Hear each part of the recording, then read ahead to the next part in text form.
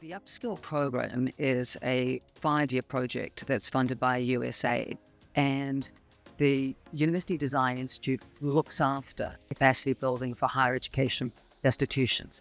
And first cab off the ramp was the fellowship, and that is identifying emerging leaders that have got an appetite for transformation.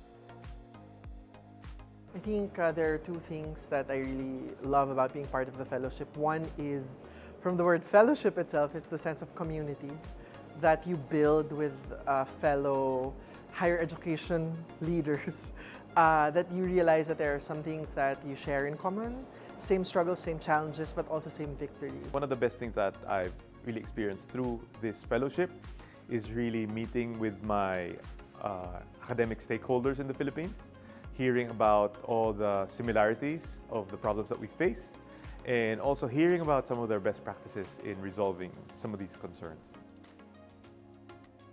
The best experience is like being here, but UPSKILL is a longer program. Sessions leading up to this meeting, of course, were very helpful in framing like what we were going to experience. But the visit here eclipses everything. This has been a mind-blowing experience. We were able to see a lot of the technological innovations that have come from ASU.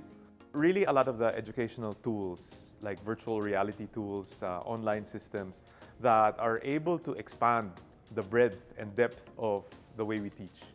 Listening to the heads of the units who have come to speak to us, what is surprising or inspiring is the passion with which they believe in their mission and they pursue it. Everyone that spoke during, from Monday for the 4-day period, they kept on talking about culture.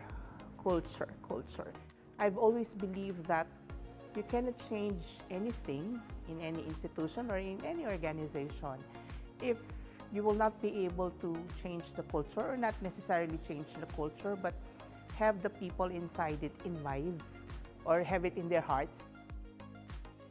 Meeting President Crow is like so inspiring, and it sort of like makes you grounded why you do what you do. What we have done with this charter and what we have done with these design aspirations is basically set out to build the most democratic institution that we could possibly produce. One in which it is agile, it is adaptive, it is committed to inclusion versus exclusion. What I want them to see is what's possible, to be realistic that this didn't happen overnight, and to reflect on what they could perhaps take back to their own institution or even to the sector as a whole. Biggest wish for Philippine higher education would be that there could be a bigger space for innovation. And I really like the term that's used in ASU, principled innovation. I want the Philippines to have a university system that is very responsive to the realities of the Philippines, right? And that means universities that do a lot of cutting-edge research, showcasing Filipino concerns and how they can help the world be a better place.